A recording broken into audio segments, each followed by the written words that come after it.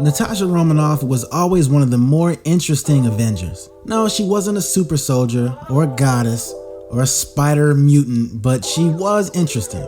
And in a way, the other Avengers never could be, since she used to be the enemy. Over the years, we've come to learn a lot about her personality, but only given hints about her past. So it makes sense for her character to get her own movie and fully flesh out these details about growing up in the Black Widow program and her life before S.H.I.E.L.D.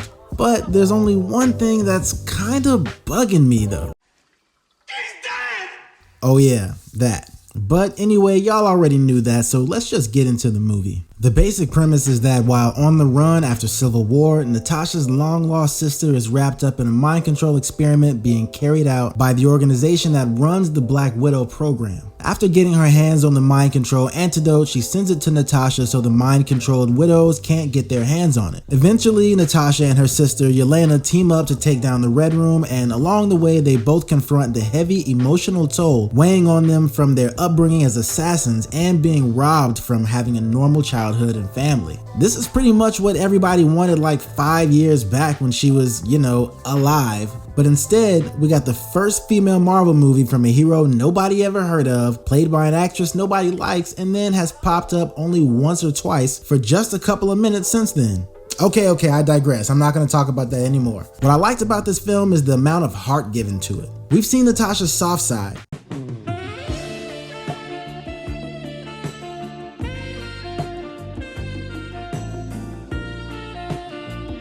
I mean her sentimental side before. Since over the years she's developed an almost sibling-like relationship with Hawkeye and Bruce Banner. And after watching this movie, you can see why those type of close bonds is something that she's always wanted. The big theme captured throughout Black Widow is family.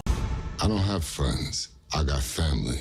The movie starts during a 3-year undercover mission in Ohio when she was just 11 years old. Both her and Yelena look back on this as one of the happiest times in their lives. Even though it wasn't by blood, they felt like a real family, and it's the closest they've ever gotten to experience that sort of relationship.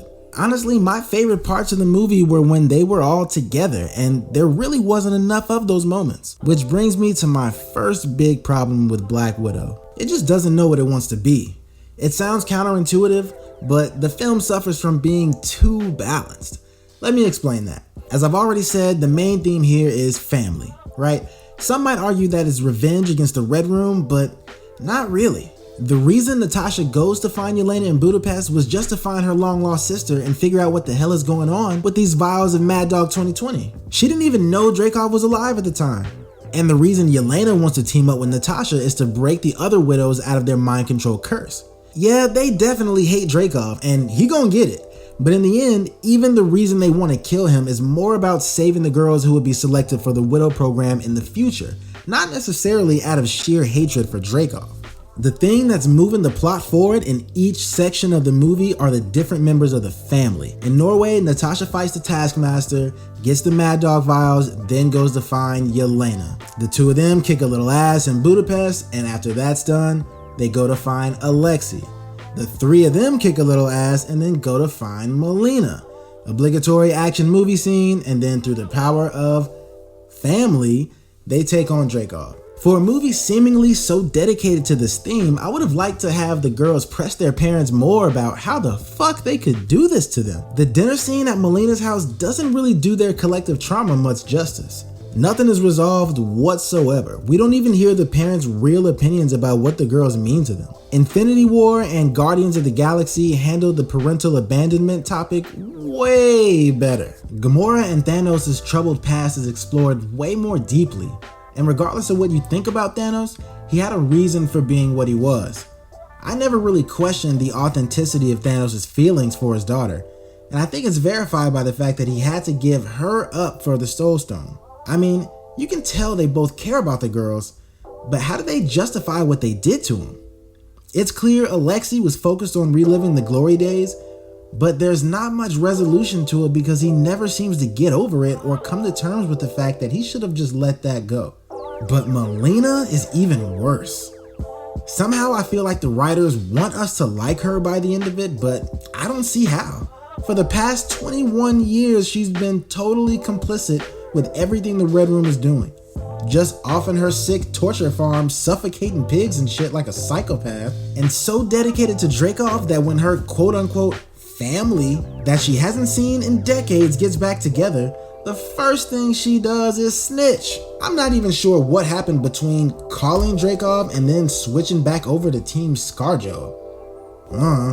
Even though the family thing is the most interesting part, the writers balk at going too far with it. And yeah, I get it. I know it's the villain that puts butts in the seats, but they didn't have enough runtime to try and shoehorn two big bads into this thing. And as a result, the conflict is just kind of abstract. We get what, 10, maybe 15 minutes total of Dreykov on screen? I had the same issue with Black Panther that I'm having with Black Widow. This was a little better though, because at least the Taskmaster and Dreykov were connected. Black Panther had two villains in it that weren't even working together. But speaking of the Taskmaster, this is one of the worst uses of a kick-ass villain I've ever seen. Clearly they're ripping off their own material and running with a Bucky Barnes plot here. It's just way worse. For starters, in the first fight scene, he keeps trying to ignore Natasha and just get the Mad Dog while she's clearly a hostile threat and a famous fucking superhero who for some unknown reason isn't going to just give it up. Also, this makes no sense with the Taskmaster reveal at the end, because he should have had a personal vendetta against her. Aside from that, they don't really even fight each other besides the very beginning and the very end. Yeah, there's a chase scene in between, but they don't square up and go at it. He's just like shooting at him while they run away on the motorcycle. They try to make him sound dangerous and talk about how he only goes after the highest value targets, but he don't get much done in this movie. For comparison, the Winter Soldier was putting hands on everybody and winning. When he showed up on screen, it was dangerous and they couldn't do anything meaningful without him blowing up their plans. But the Taskmaster just isn't that kind of threat. And now that I think about it, there really isn't much of a threat at all.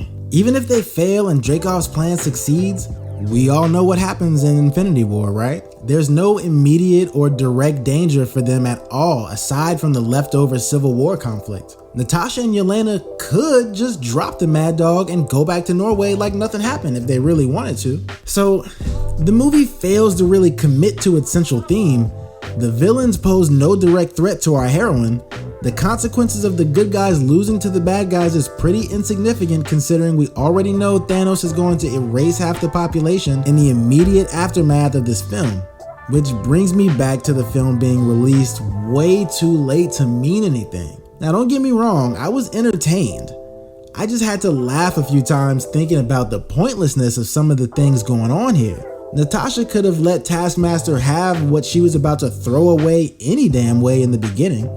She started fighting with Yelena at the safe house in Budapest for literally no reason at all and then stopped fighting for the same lack of reason. Alexei has to be incompetent because you know you can't prop up a feminist icon unless you make the only male characters the bad guy or a fat fucking idiot. You got fat. The mastermind behind the whole evil scenario's last line of defense that has him feeling so confident that he's untouchable is that if you smell him, you can't kill him. No, seriously, that's his foolproof defense.